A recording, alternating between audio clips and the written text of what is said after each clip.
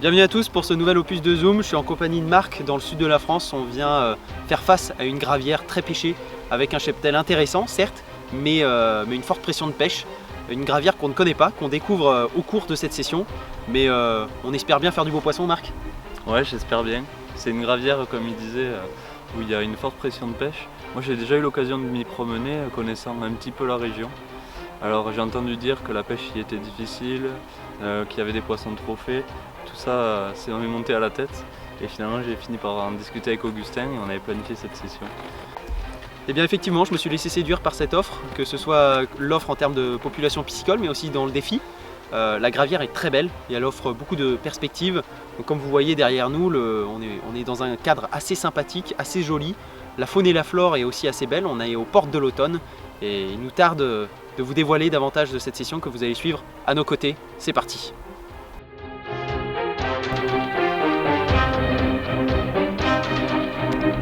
Là t'as combien?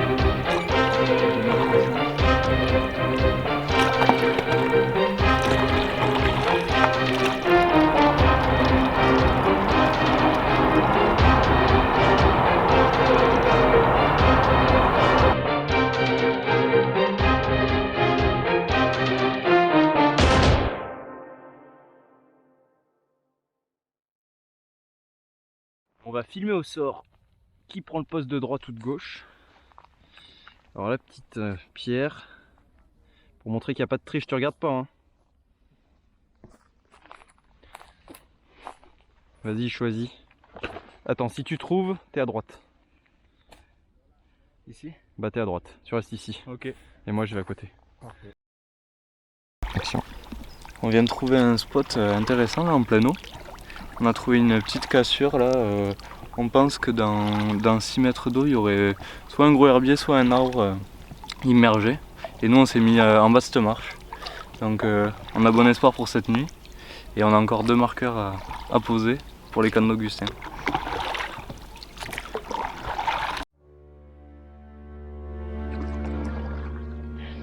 Ça descend. Au moment où ça remonte, c'est le bon endroit. T'es prêt, là ça redescend. Et hop, ça remonte. Dans les bras. Je pense que c'est du sel. Ouais, c'est pas du sel. Intéressant. Peut-être un poste intéressant.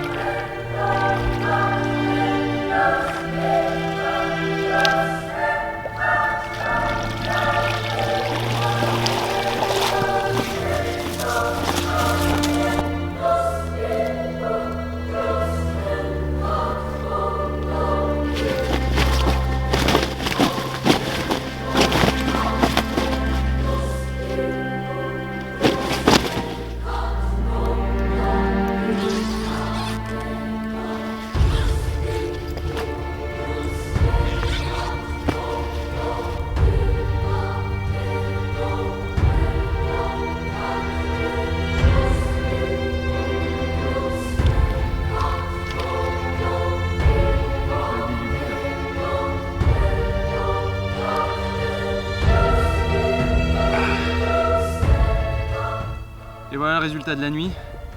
Une jolie petite commune, bien énervée parce qu'elle a passé un petit peu de temps au sac. Voilà, moi je la voyais beaucoup plus grosse cette nuit et finalement en fait elle tourne un peu en dessous des 15 kg. Mais bon, elle est vraiment très très belle, très beau poisson.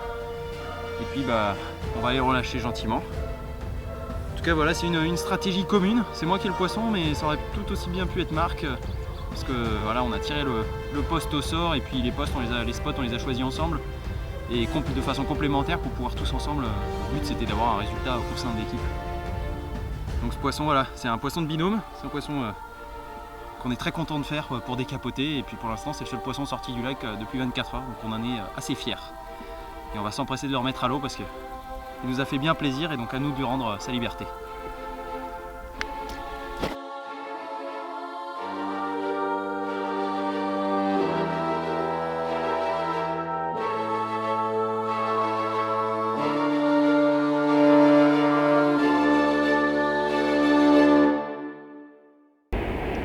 Avec Augustin, on vient de passer la première nuit, donc plutôt content d'avoir touché le premier poisson.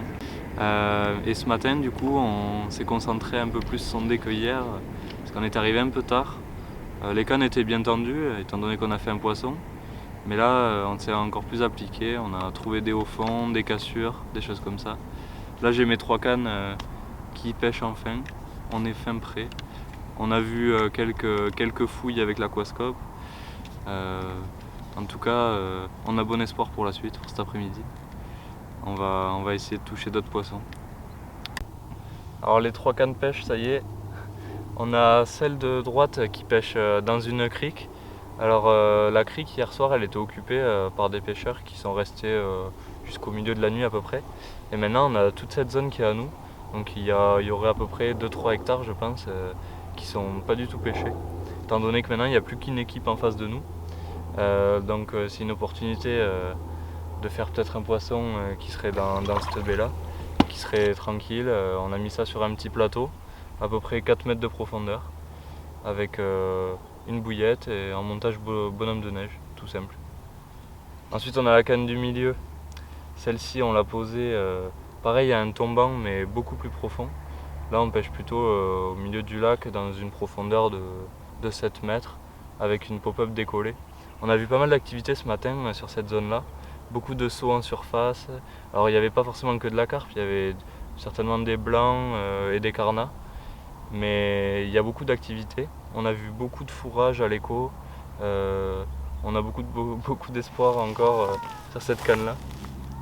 Pareil, amorçage à la graine, quelques billes, mais rien de très lourd comme amorçage. On évite de faire trop de bruit, attirer les silures. Il y en a quelques-uns sur le coup quand même. Et ensuite pour ma dernière canne, donc celle-ci elle pêche carrément la berge opposée. On a trouvé un assez gros herbier hier soir en arrivant et ce poste il semble quand même très intéressant, donc on a laissé la canne là-bas. On l'a reposé bien proprement avec 2 tigers équilibrés, quelques graines autour et on a essayé de regarder un petit peu à l'aquascope si on voyait des fouilles au fond. Bon, c'est un peu compliqué, il y a 3-4 mètres d'eau, c'est pas très cristallin, mais bon, on mise aussi beaucoup sur cette canne là. Les 3 sont parfaitement posés normalement. On attend un départ d'un moment à l'autre.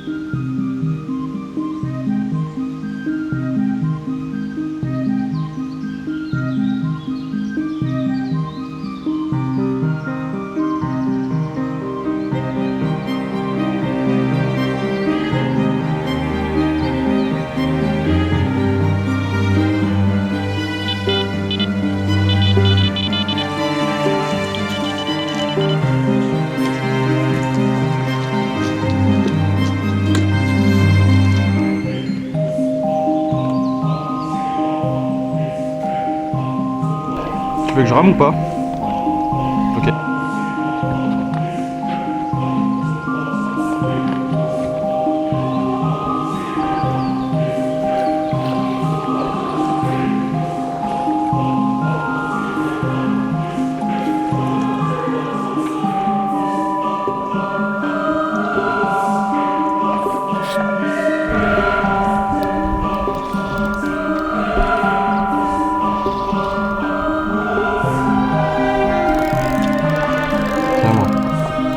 Il fait pas beaucoup de fils.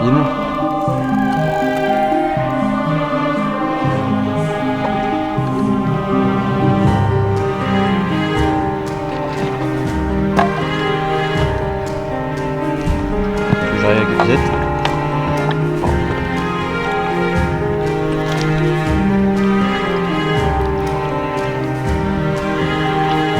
Bien joué.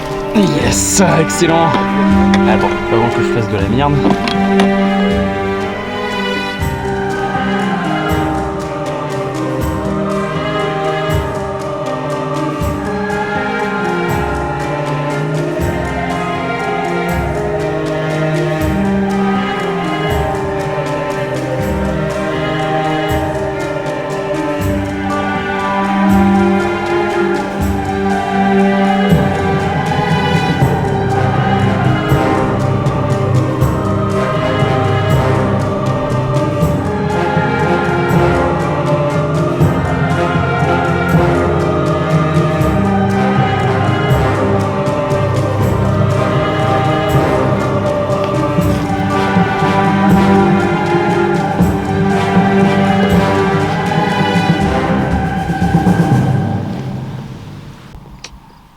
Deuxième poisson de la session, cette fois-ci pris en plein après-midi, contrairement à la commune que vous avez vue prise par Augustin. On l'a prise dans environ 7 mètres d'eau, avec une petite pop-up décollée sur un fond légèrement vaseux. Donc un fond un petit peu inhabituel sur le plan d'eau. On a sondé, on a trouvé beaucoup de pierres, beaucoup de gravier.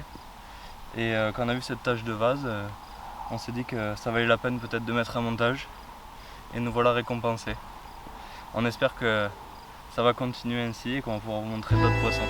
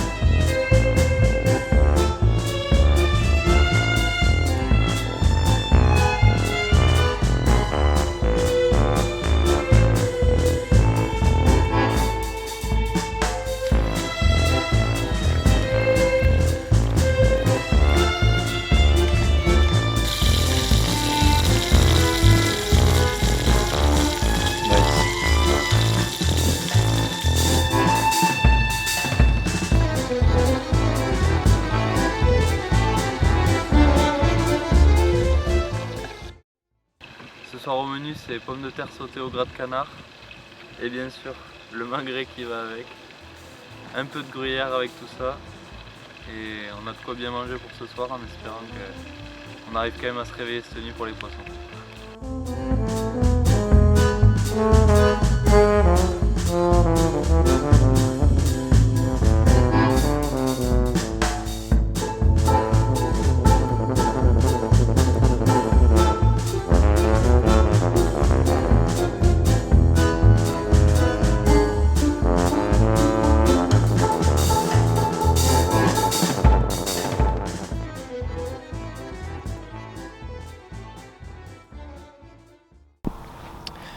Il est 8 h du matin et malheureusement la nuit a été très calme. On n'a rien fait du tout. C'est assez tristouné. Je crois qu'autour du lac il s'est rien fait non plus. Là il y a une équipe qui est arrivée en fin de journée et qui s'est installée à côté de l'équipe qui était en face de nous. D'ailleurs ça a créé quelques tensions parce que tout le monde tendait sur tout le monde.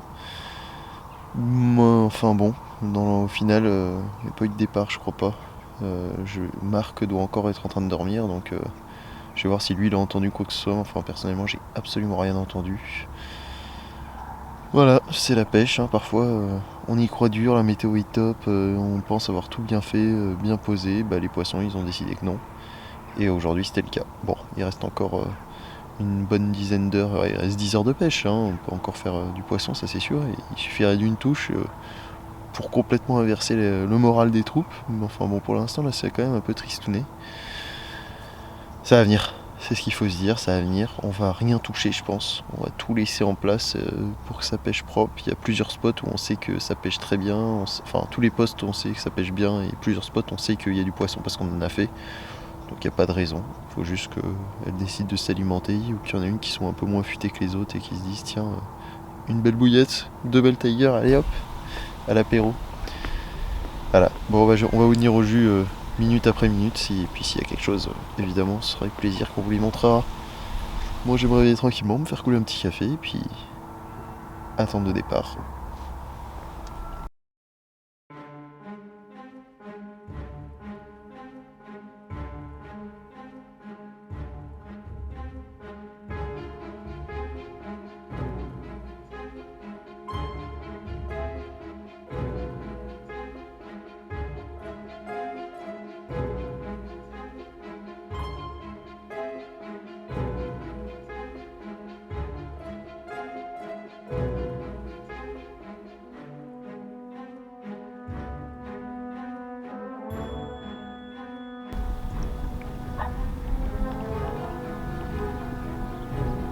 Ouais, là ça profond. Là je vois plus. En fait, il faut aller assez loin du marqueur, une dizaine de mètres, et aligner au marqueur.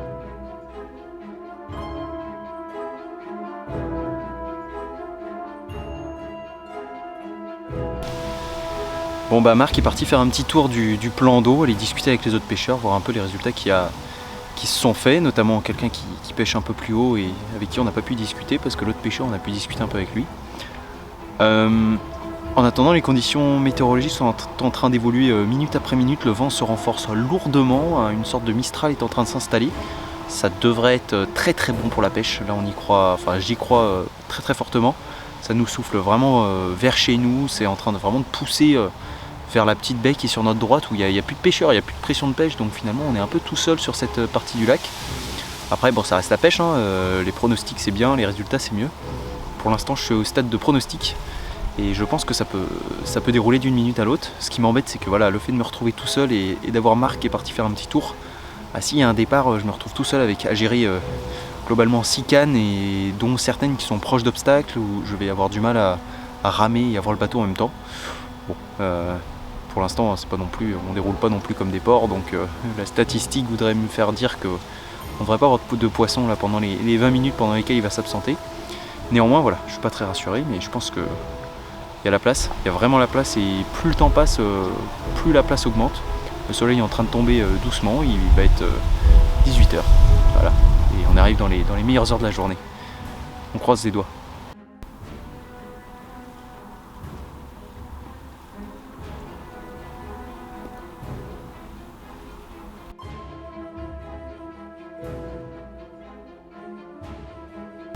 Je vais vous montrer un montage que j'ai utilisé durant la session.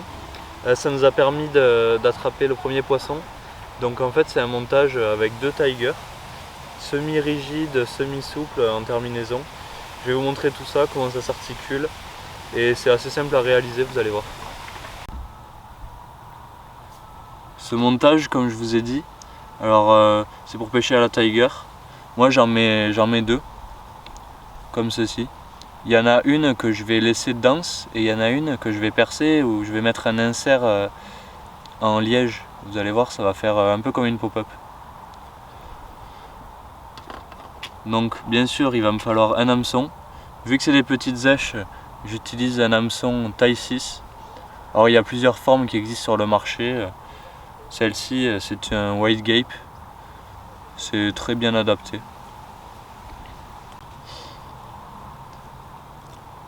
Le corps principal du bas de ligne va être élaboré avec du fluorocarbone. C'est un fluorocarbone tout à fait classique de 60 centièmes. Il est assez rigide, vous pouvez éventuellement mettre du 70 ou du 80 centièmes. Mais moi je trouve que ça c'est largement suffisant. La terminaison elle sera faite avec de la tresse souple, comme vous pouvez voir ici. C'est une tresse qui fait aux alentours des 30 centièmes. Il n'y a pas forcément nécessité de mettre plus gros. En fait ça va utiliser 3 à 4 cm du montage, c'est juste pour articuler l'èche. Et ensuite pour terminer, j'utilise donc des tubes en liège avec un petit foret. Alors ça va être pour percer la Tiger et pour faire une soi-disant pop-up. Donc il va falloir que vous coupiez environ 30 cm de fluorocarbone. Sur une des deux extrémités, vous réalisez une boucle classique qui ira du côté corps de ligne.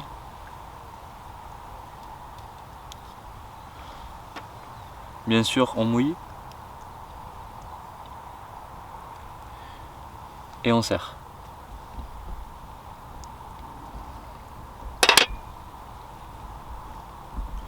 On coupe l'excédent, pas trop au ras.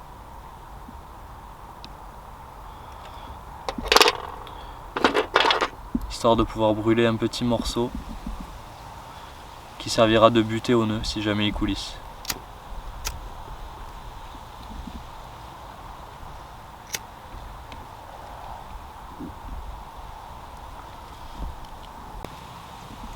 Pour cette partie-là, vous allez avoir besoin seulement d'une vingtaine de centimètres de tresse.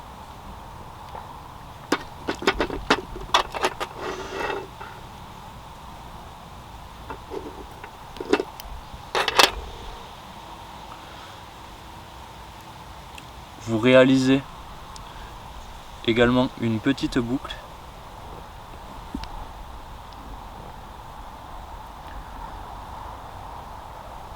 Ça servira de butée au stop bouillette.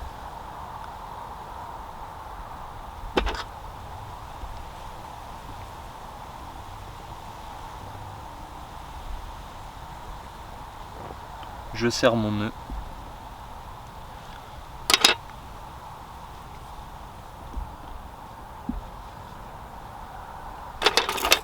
Je coupe l'excédent. Il va falloir que vous doubliez votre tresse, comme ceci, avant de la passer dans votre hameçon. On passe de l'extérieur vers l'intérieur,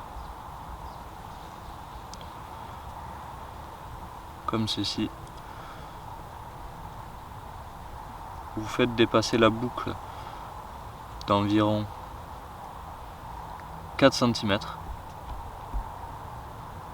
Et ensuite, il s'agit de faire un nœud sans nœud classique. Mon nœud sans nœud est réalisé, je serre le tout.